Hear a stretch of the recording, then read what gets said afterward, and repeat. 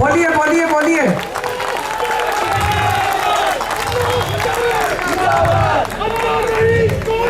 अन्ना हजारे, अन्ना हजारे, अन्ना हजारे। अभी देते हैं आपका जवाब, बैठ जाइए। अभी देते हैं आपका जवाब। आपके सारे प्रश्न पढ़ लिए हम लोगों ने,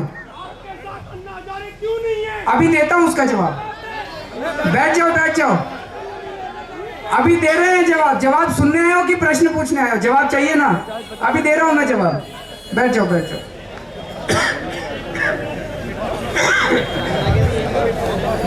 अन्नास की मेरे से ज्यादा इज्जत आप थोड़ी करते हो यार, बहुत इज्जत करते हैं,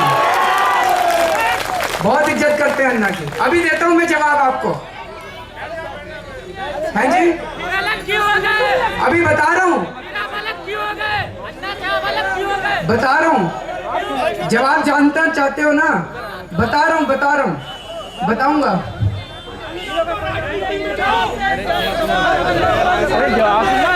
जवाब मिल रहा है ना? ला रहा हूं, ला रहे हैं, बैठो तो सही। अन्ना हजारे, अन्ना हजारे। बैठो बैठो बेटा, बताते हैं आपको, सारे जवाब देंगे आपको, चिंता मत करो। मेरा भी एक क्वेश्चन है आपके दोस्त, उसका भी जवाब देंगे, उसका भी जवाब देंगे। अजमेर ब्लास्ट के बारे में आपने कितना बोला, भारत के मुसलमानों को क्या आप संदेश देना चाहते हैं? अभी जवाब दे। ब्लास्ट के बारे में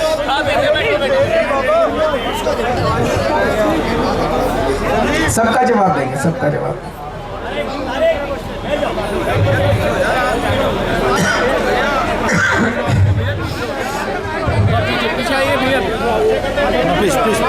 साथियों,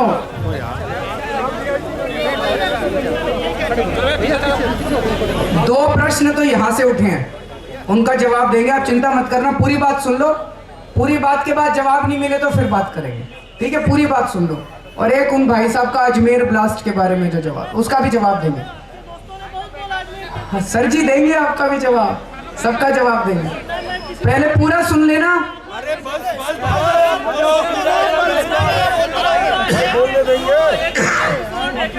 सवाल सुन लिया। मिलेगा, जवाब मिलेगा।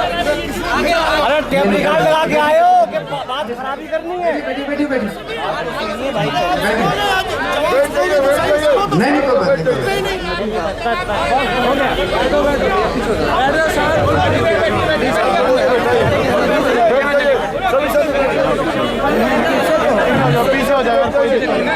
यहाँ पे बिजली के बिलों से कौन कौन दुखी है? ये लोग दुखी नहीं है शायद बिजली के बिलों से, ये दुखी नहीं है, बाकी सारे दुखी है। पानी के बिलों से कौन कौन दुखी है? सारे दुखी हैं। आप भी दुखी हैं? तो पहले बिजली पानी के बिल की बात करते हैं, फिर इसकी बात करेंगे, ठीक है? पहले अन्ना की बात करें, चलो पहले अन्ना की बात करते हैं, उनकी बात रखते हैं भाई, पहले अन्ना की बात करेंगे। अच्छा पहले, अरे लाए, अब बैठो तो सही। साथियों, जब रामलीला मैदान का, अब आप बात ही नहीं करने दोगे तो आपका जवाब कैसे देंगे? बात करें। आधा घंटा बोलूंगा मैं, बीच में नहीं। उसके बाद अगर जवाब नहीं मिले तो मुझे बता देना, आपका जवाब दिए बिना नहीं जाऊंगा यहां से। जब रामलीला मैदान में अगस्त के महीने में 2011 में अन्ना जी अनशन पे बैठे थे, तब यहां से कौन कौन गया था रामलीला मैदान? जरा हाथ खड़ा करें। हम लोग क्यों गए थे रामलीला मैदान? हम लोग इसलिए गए थे रामलीला मैदान, लाखों लोग सड़कों के ऊपर उतरे। हमारी क्या मांग थी? हमारी मांग थी कि भ्रष्टाचार के खिलाफ एक सख्त कानून पास किया जाए, जन लोकपाल कानून पास किया जाए। क्या कहता है ये जन लोकपाल कानून? मोटी मोटी दो बातें कहता है। इन दो बातों में अगर किसी को गड़बड़ लग रही हो तो बता देना। जब अन्ना जी अनशन पे बैठे, लाखों करोड़ों लोग सड़कों के ऊपर उतरे।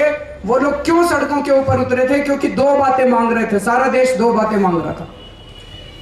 आज अगर हमारे देश में कोई भ्रष्टाचार करता है तो उसको सजा मिलने की कोई गुंजाइश ही नहीं है। राजा ने भ्रष्टाचार किया, उसको बेल हो गई। कलमाड़ी ने भ्रष्टाचार किया, उसको बेल हो गई। कनिमोई ने भ्रष्टाचार किया, उसको बेल हो गई। इस देश में जो भ्रष्टाचार करता है किसी को जेल नहीं होती, सबको बेल हो जाती है। तो पहली बार दो बातें मांग कर रहे थे। पहली बात ये मांग कर रहे थे कि अगर कोई आगे से भ्रष्टाचार करे तो 1.5 से 2 साल के अंदर उसको जेल होनी चाहिए, उसकी संपत्ति जब्त होनी चाहिए और उसको नौकरी से बर्खास्त किया जाना चाहिए। होना चाहिए कि नहीं होना चाहिए? होना चाहिए। दूसरी बात, एक आम आदमी जब दफ्तर में काम कराने जाता है, चाहे राशन कार्ड बनवाना हो, लाइसेंस बनवाना हो, कोई भी काम कराना हो, पैसे देने पड़ते हैं। देने पड़ते हैं कि नहीं देने पड़ते? जिसको नहीं देने पड़ते हो जरा हाथ खड़ा कर देना, जिसका बिना पैसे के काम हो जाता हो। सबको पैसे देने पड़ते हैं, पैसा देना पड़ता है भाई। दूसरी मांग हमारी ये थी कि हर काम की समय सीमा तय करो। राशन कार्ड कितने दिन में बनेगा, लाइसेंस कितने दिन में बनेगा, उतने दिन में अगर अधिकारी काम ना करे तो लोकपाल की जिम्मेदारी होगी कि वो उस अफसर की तनख्वाह काटेगा, उस पर पेनल्टी लगाएगा, वो उस अफसर की तनख्वाह में से कट के आपको मुआवजे के रूप में दी जाएगी और आपका काम 30 दिन में कराया जाएगा। होना चाहिए कि नहीं होना चाहिए? ये दो बातें थी। 2 अफसरों की तनख्वाह कट जाए, ये सारे के सारे सीधे हो जाएंगे। मैं पहले इनकम टैक्स में कमिश्नर का काम करता था, इनकी सबकी मानसिकता समझता हूं। 2 अफसरों, इनकी तरक्की भी पक्की है, इनकी नौकरी भी पक्की है, इनकी तनख्वाह भी पक्की है, कोई इनका कुछ नहीं बिगाड़ सकता। 2 अफसरों की तनख्वाह कट जाए, ये सारे सीधे हो जाएंगे। ये 2 बातें मांग कर रहे थे हम लोग, लेकिन सरकार ने दोनों बातें नहीं मानी। दोनों बातें मानने से सरकार ने नामंजूर कर दिया। अब सरकार लोकपाल बिल लेके आई है। पढ़ा होगा आप लोगों ने अखबारों में, अभी डॉक्टर मनमोहन सिंह जी एक लोकपाल बिल संसद में लेके आए हैं। सरकार जो लोकपाल बिल लेके आई है, मनमोहन सिंह जी के लोकपाल के बारे में, वो भी सुन लीजिए। अब चुनाव का 1 साल रह गया, चुनाव के 1 साल पहले ये दिखाना चाहते हैं हम भ्रष्टाचार के खिलाफ काम कर रहे हैं, तो नाम तो लोकपाल बिल है, उसके अंदर क्या है ये समझ लीजिए। मनमोहन सिंह जी का लोकपाल क्या कहता है? मनमोहन सिंह जी का लोकपाल कहता है, अभी तक क्या होता था, अगर कोई भ्रष्टाचार करता था उसको अपना वकील खुद करना पड़ता था। मनमोहन सिंह जी के लोकपाल में पहली बार यह लिखा है कि अब अगर कोई भ्रष्टाचार करेगा तो सरकार उसको अपना बचाव करने के लिए मुफ्त में वकील देगी। मुझे लगता है दुनिया में पहली बार ही हो रहा है कि भ्रष्टाचारियों को सरकार मुफ्त में वकील देगी।